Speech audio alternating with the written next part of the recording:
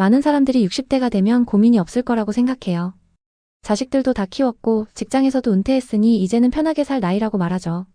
그런데 막상 60대가 되어 보니 젊었을 때는 없던 새로운 고민들이 생기더라고요. 사람들은 잘 모르지만 60대는 이런 것들로 고민합니다. 첫 번째, 나는 이제 어디에 속해야 할까? 젊었을 때는 자연스럽게 내 역할이 있었어요.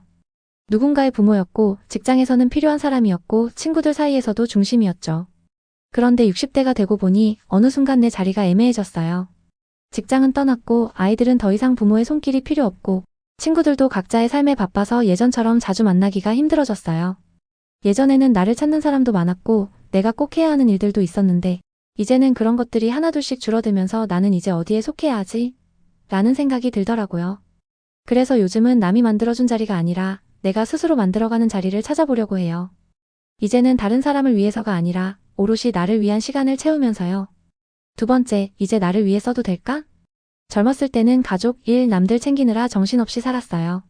그런데 이제는 나를 위해 쓸 수 있는 시간도 돈도 많아졌죠.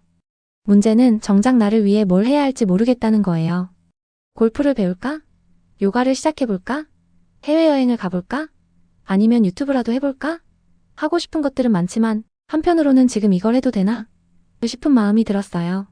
그런데 가만히 생각해보니 이제야 비로소 진짜 나를 위해 살아야 할 때가 온 거더라고요.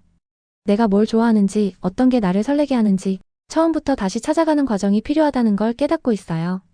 세 번째, 이제 뭘 더 해볼 수 있을까? 보통 60대라고 하면 마무리하는 나이라고 생각하잖아요?